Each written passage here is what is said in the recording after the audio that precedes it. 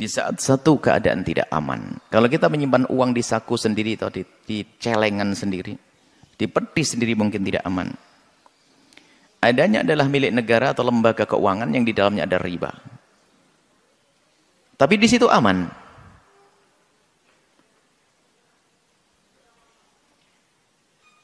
Di situ adalah aman.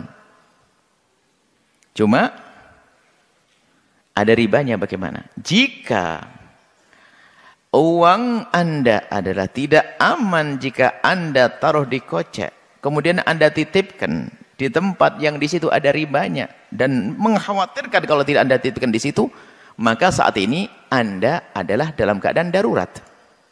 Jika dalam keadaan darurat Anda tidak dosa, tapi dengan catatan Anda hanya berhak mengambil uang Anda saja. Jika ternyata di situ berbunga, bunga adalah bukan milik Anda. Tapi bunga pun tidak perlu ditinggal di situ. Ambil karena itu barang kotor. Ambil bunga itu di saat Anda dalam keadaan darurat, lalu Anda harus berinteraksi dengan lembaga keuangan yang ada ribanya. Anda harus menitipkan riba tersebut demi keamanan. Kok ternyata itu beranak sendiri itu uang. Tiba-tiba harus ada bunganya. Namanya cantik amat ini, bunga. Setelah itu bagaimana? Kalau Anda tinggal di sana, itu juga tidak baik dimakan mereka. Anda ambil juga tidak baik untuk Anda. Lalu bagaimana? Keluarkan bunga itu. Kemudian gunakan untuk sesuatu yang rendah dan hina. Solokan-solokan, tempat-tempat kotor, dan jangan dinisbatkan kepada Anda. Itu saja. Jadi artinya, dalam keadaan darurat bisa saja. Tapi kalau saat ini bagi yang sudah berkaitan dengan dunia syariat, lembaga syariat, lembaga keuangan syariat, ya sudah tidak bisa lagi ke sana. Ini adalah tantangan keimanan, tantangan pembisnis-bisnis yang rindu kebaikan, tantangan orang yang sering berbuat baik.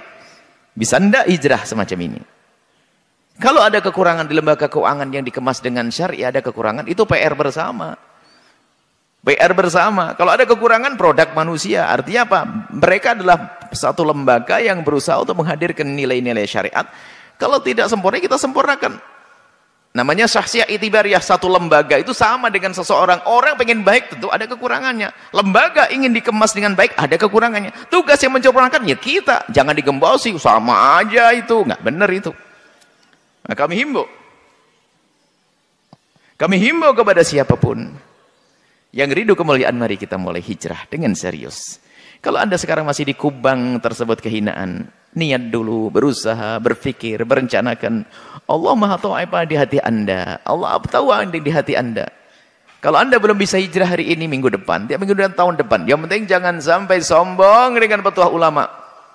Apalagi ada kesombongan dibaringi dengan hawa nafsu, mencari-cari fatwa yang menguntungkan, yang mengentengkan, sementara ini adalah bertentangan dengan syariat. Hati-hati. Seperti itu. Bagi Anda, kalau memang tempat tersebut memang tidak ada lembaga syariah, adanya hanya lembaga konvensional, Anda bisa menitipkan di tempat tersebut, akan tapi dengan cara yang kami sebutkan tadi. Dan ingat, bagi siapapun yang sudah hijrah, jangan merendahkan saudara-saudari kita yang masih belum hijrah. Karena apa? Anda tidak tahu di hati mereka. Bisa saja jeritan dan tangisan setiap malam mengiringi hidup mereka, penyesalan ingin hijrah, cuman belum bisa.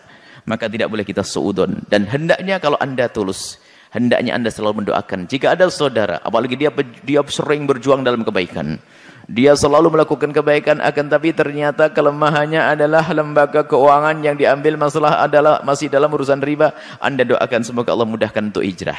Itu tanda cinta di hati Anda. Jangan merendahkan siapapun, jangan mengecek siapapun. Siapapun dari kita tidak sempurna, ada kekurangan. Akan tapi seorang hamba yang cerdas adalah hendaknya menyempurnakan kekurangannya itu, usaha untuk menyempurnakan. Wallahu a'lam bishawab. Ada bank konvensional tadi disebutkan. Di antara kemudian tautannya dengan jasa yang digunakan oleh notaris, boleh jadi ada kemitraan yang tersangkut paut dengan bank konvensional. Apakah setiap turunan dari transaksi bank konvensional menghasilkan riba? Itu pertanyaan yang pertamanya. Satu, apakah kemudian kalau ini menggunakan jasa bank konvensional, termasuk dalam kategori riba pula? Itu kemudian yang mesti kita jawab. Nah, teman-teman sekalian, sekarang saya terangkan sedikit saja tentang hukum. Nanti saya masuk ke Fatwa MUI nomor 1 tahun 2004, ditandatangan tanggal 5 Dzulhijjah tahun 1424, ya bersamaan dengan tanggal 24 Januari tahun kemudian 2004, ya. Jadi setahun sebelum didirikannya INI. Nah, sini. Tahan, fokus ini. Pertama, lihat sini. Riba sama dengan haram. Haram itu hukum. Ada 5 hukum dalam Islam di usul fikih. 1 haram, kedua kemudian ada halal, ketiga ada mubah, keempat ada sunnah, kelima ada makruh. Baik, hukum ini akan selalu terkait berkelindan dengan perbuatan, bukan barang. Ingat, perbuatan. Setiap ada perbuatan, maka melekat hukum di dalamnya. Hukum sama dengan perbuatan. Ingat ya, bukan barang ya, bukan barang. Jadi semacam istilah uang haram, sebetulnya bukan uang yang haram. Tapi perbuatan yang menjadikan uang itu sulit untuk digunakan pada aspek-aspek yang baik. Nah sekarang, kaidah selanjutnya, fokus. Perbuatan ini akan terkait berkelindan dengan sebab. Dalam usul fikih disebut dengan ilat namanya. Kaidahnya berbunyi, gak usah dihafal, yang penting paham. Al-hukmu yaduru ma'a illatihi. Al-hukmu yaduru ma'a illatihi. Hukum itu terkait dengan perbuatan yang terkait berkelindan dengan sebabnya. Apa sebab perbuatan itu yang menyebabkan dia dihukumi dengan 5 hukum tadi? Tahan. Ya, sampai sini gak apa-apa, masih remang-remang, gak ada masalah. Hukum terkait dengan perbuatan. Perbuatan terkait dengan sebab. Yang menyebabkan hukum turun, ini sebabnya. Apa sebab motivasi perbuatannya? Nah sebab ini cukup menarik dalam tinjauan hukum Islam. Bahkan yang pasti halalnya pun itu bisa berubah jadi haram karena sebabnya.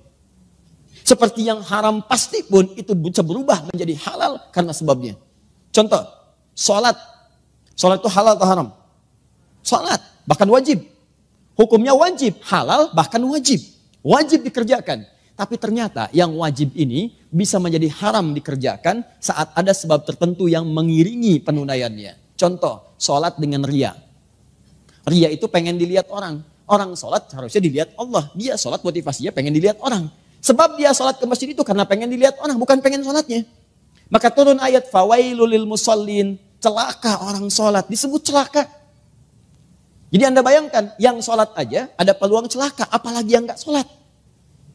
Nah siapa yang sholat ini? Bukan semua orang sholat. Alladzina hum an sholatihim sahun. Yang lalai dalam sholatnya. Siapa orang lalai ini? Alladzina hum yura'un, yang ria. Sholat yang hukumnya wajib, itu bisa berubah haram ketika dikerjakan dalam konteks ria dalam mengerjakannya. Paham? Nah, saya tanya lagi, ada hewan yang hukumnya haram. Apa diantaranya? Baik, babi. Hewan itu haram, diharamkan misalnya. Babi, hukumnya haram. Jelas haramnya. Tapi ada sebab tertentu yang menjadikan babi itu bisa berubah kemudian menjadi halal dalam sementara waktu. Bukan selamanya. Contoh, Anda misalnya ada tugas, kemudian penelitian, sampai studi banding ke Cina. Daratan yang paling jauh, masuk ke wilayah yang terpencil, tiba-tiba gak ketemu hewan yang halal. Ayam gak ada yang mukillah, kambing gak ada, sapi gak ada, yang ada cuma babi. Sehari tahan, 2 hari, 3 hari sudah mulai lapar dan kelaparan. Dalam posisi demikian, apakah boleh makan babi, Bu?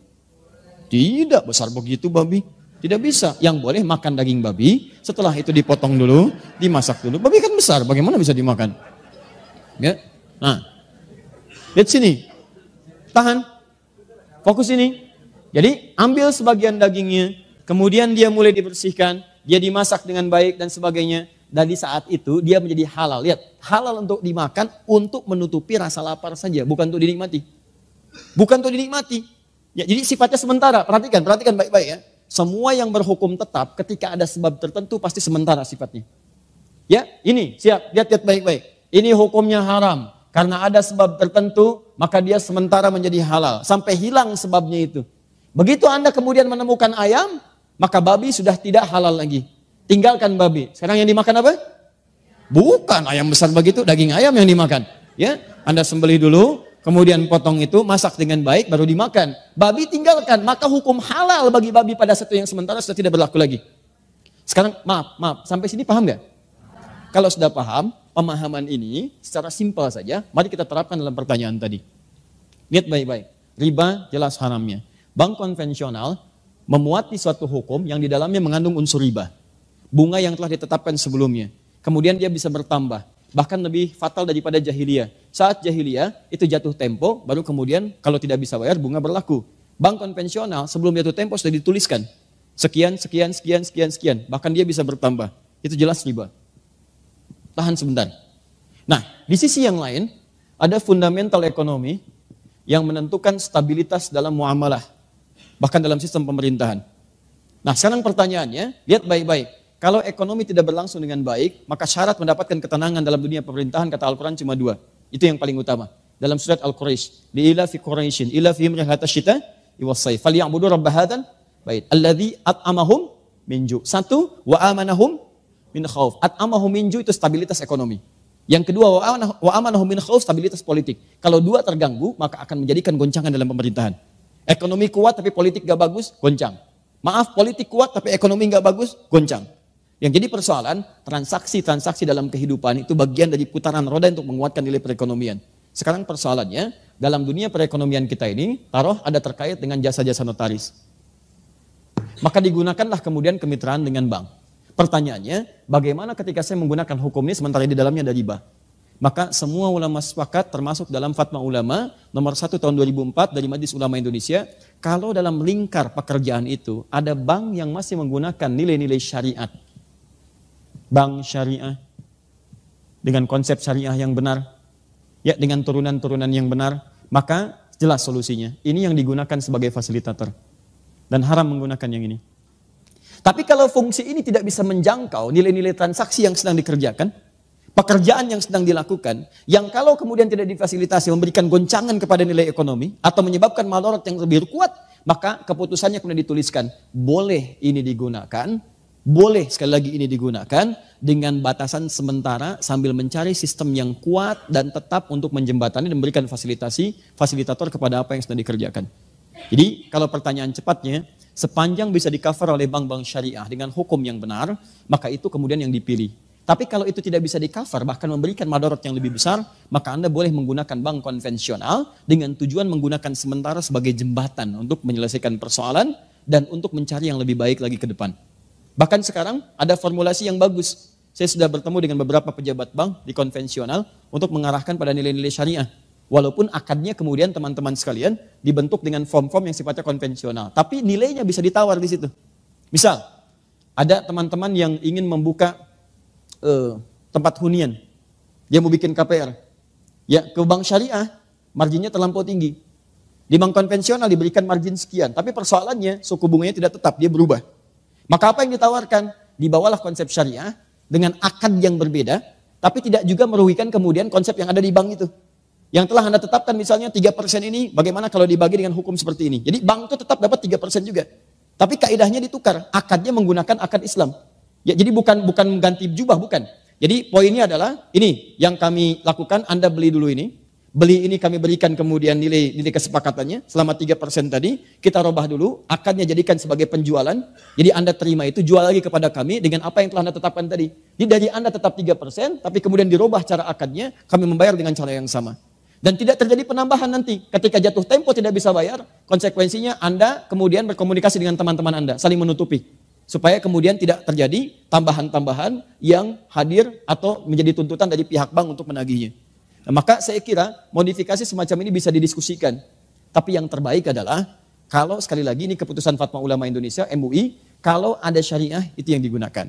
Kalau tidak bisa di-cover, maka konvensional diambil sebagai jembatan. Tapi yang paling besar pertanyaannya adalah, kenapa sih dari 200 juta lebih ini tidak bisa mewujudkan sistem perbankan yang baik, yang kira-kira mengakomodir kepentingan umat Islam?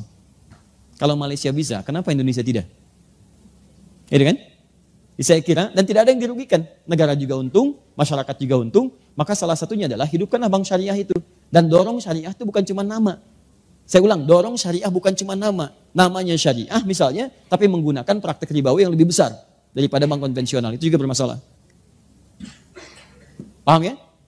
Nah, jadi kesimpulan singkatnya, dalam konteks demikian, jika ada bisa itu ditangani oleh bank syariah, maka bank syariah itu yang diutamakan. Jika tidak memungkinkan, maka boleh menggunakan kemitraan dengan bank konvensional sepanjang memahami itu sebagai wasilah, bukan sebagai tujuan.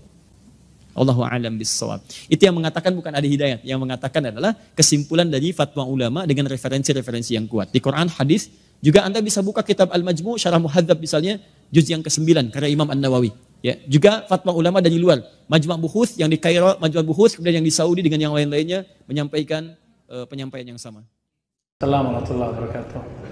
Apakah ada ulama yang masih memperdebatkan hukum bank?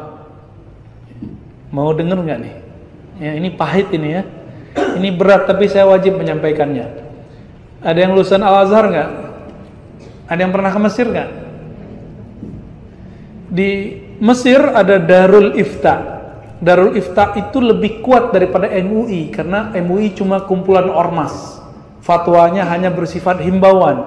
Tapi Darul Ifta itu langsung diakui oleh negara. Itu di Mesir. Ya, fatwanya itu langsung diakui oleh negara. Ulama Mesir tahun 82-83 mengeluarkan fatwa bank itu apapun namanya haram. Alasannya apa? Karena bertambah, ada yang bertambah, bunga apapun namanya disebut dengan riba.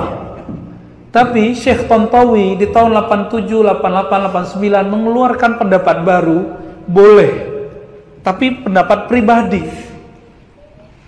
Akhirnya di tahun 90-an, 2000-an, ulama-ulama Darul Ifta dan ulama-ulama Azhar kemudian mengkaji kembali. Hasilnya tahun 2003 Darul Ifta Mesir menfatwakan bahwa bank itu halal. Gimana itu? Wah, Ustadz ini liberal lagi nih. Kalau aneh liberal, maka Al-Azhar liberal. Ada yang berani bilang Azhar liberal? Ya.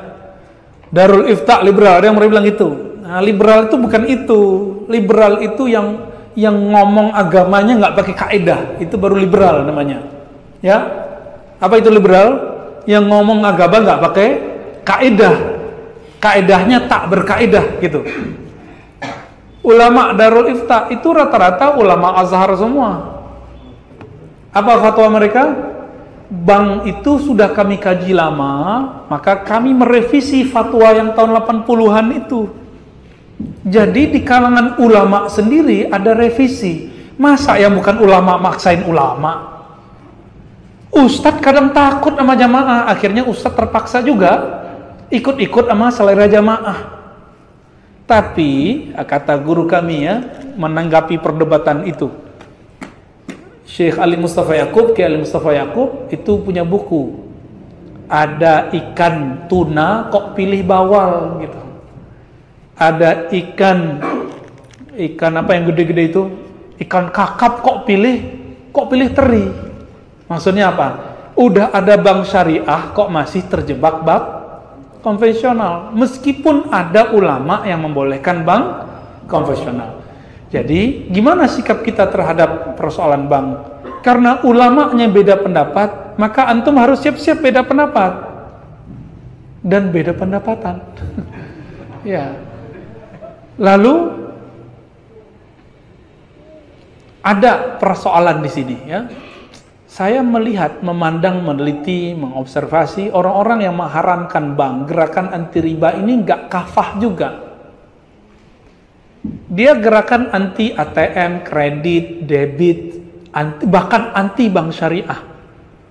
Namun masih pakai fulus rupiah. Kalau berangkat haji pakai real dan dolar. Saya mau tanya, yang mengeluarkan nilai, bukan nyetak. Kalau nyetak ada pencetaknya ya. Yang mengeluarkan nilai angka rupiah itu bank atau emas? Terjebak nih, lagi serius.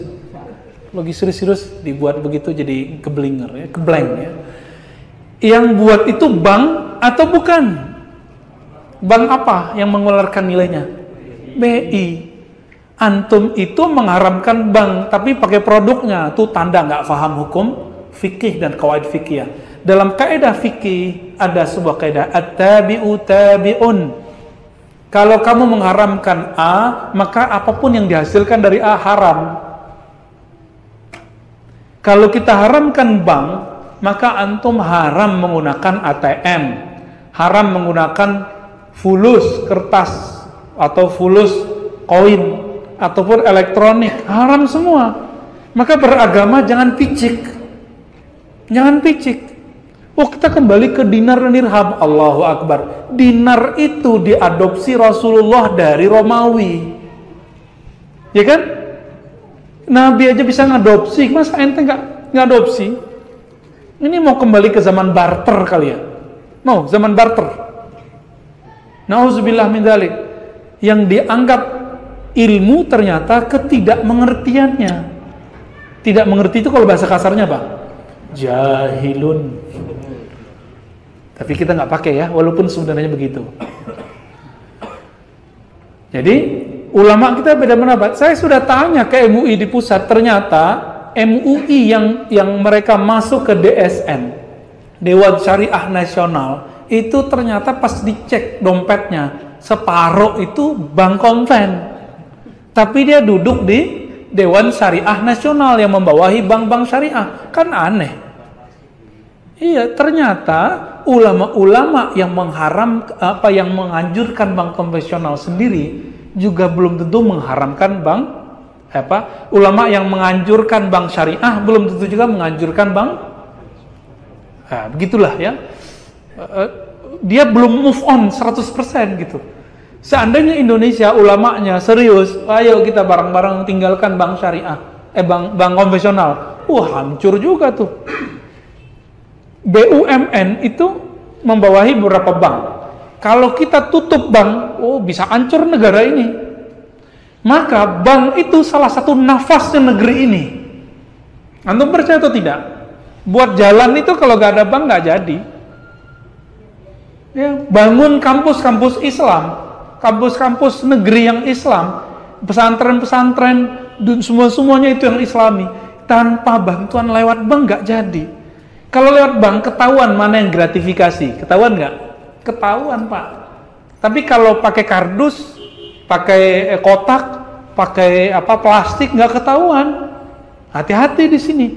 Oleh karena itu, saya mengajak, ayo ulama kita sudah buat bank syariah, ya.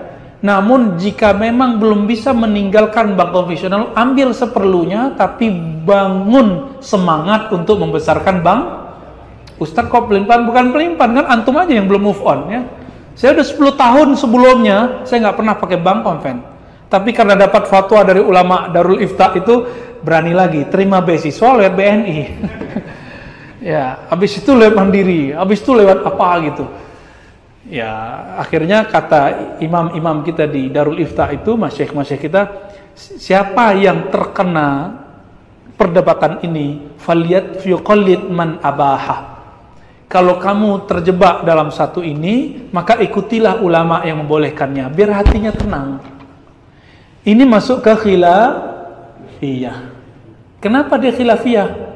Karena bank tidak ada di Quran, tidak ada di sunnah, tidak ada ijma, tidak ada di. Tapi kalau riba ada di Quran, ada di sunnah, ada di ijma, ada di qiyas. Mengharamkan riba wajib. Menghalalkan riba diperdebatkan. Sampai kiamat nggak selesai. Jangan paksa orang deh ya. Jangan paksa orang. Ini ambiguitas orang-orang yang anti bank, kok masih pakai duit. Jangan pakai duit baru antum tuh pas gerakan anti ribawinya. Ya. Kira-kira begitu. Ini dhisik muktamar NU cek Muhammadiyah agar hukumnya bank gimana?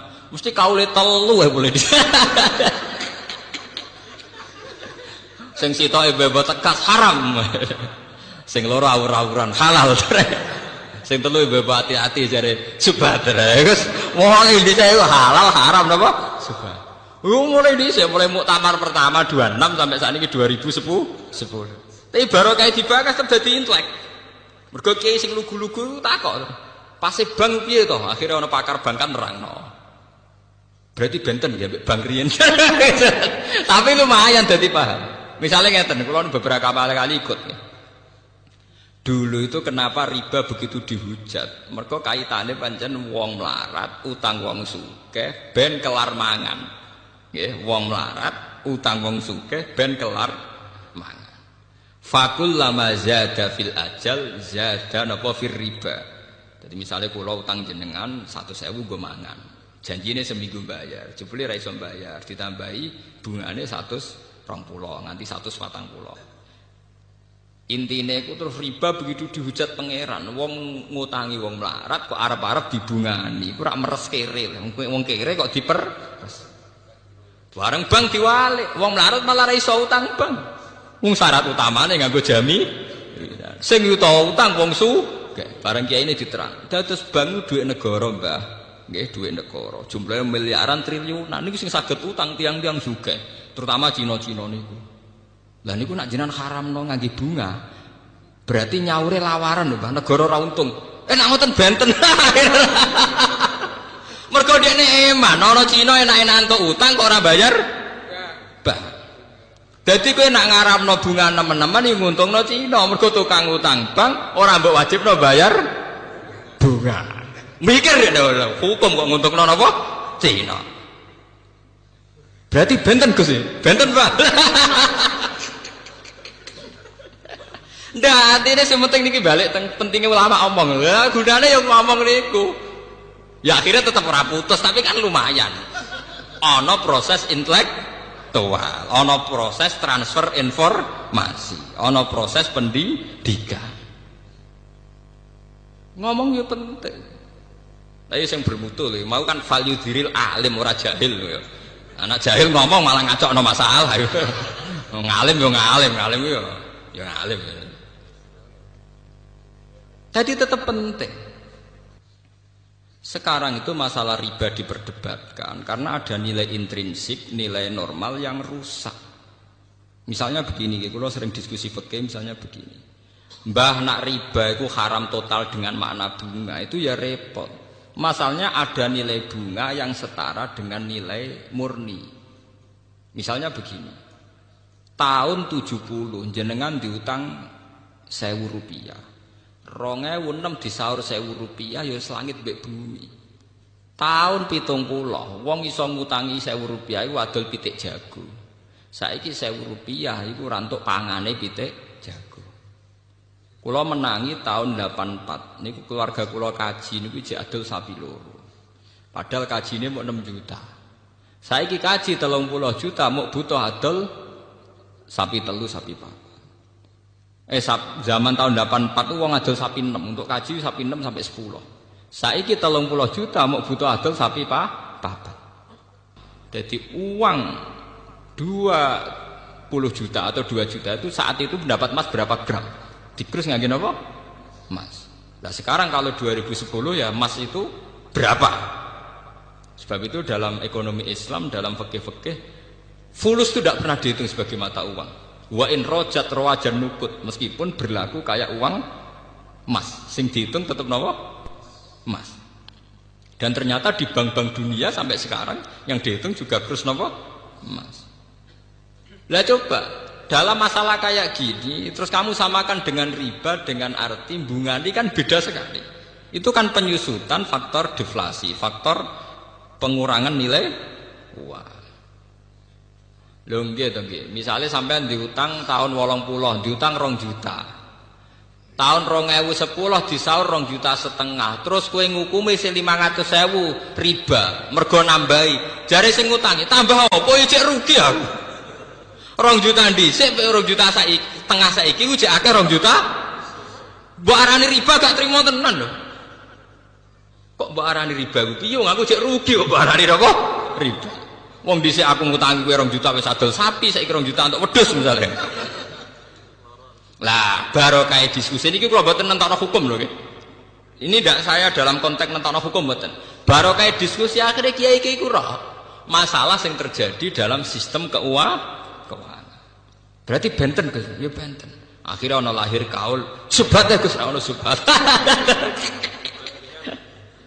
Wah, akhirnya mulai dhisik karena basul masail masalah riba itu haram, halal, subhat. Lah nek sing halal diputusi, kenekatan. Niku gak ana ulama senekat itu ndak. Iku iseng, mboten ngarah ana riba halal muhal. Tapi masalahnya riba dengan sistem perbankan sesuatu yang dulu-dulunya memang beda. Dhisik wong kere utang nggo mangan. Saiki sing iso utang kudu wong sugih. Wong syarat awal kudu ngangge napa? Sertifikat ngangge jaminan. Iku wae mok 30% saka nilai napa? Agunan. Faham niku pentingnya napa? Idza dzaharatul fitan wal bid'ah falyuziril alim napa? Ilmu. Sudah gitu sebetulnya nggih dalam utang piutang wong kampung itu ada solusi. Yang tidak riba tapi baik.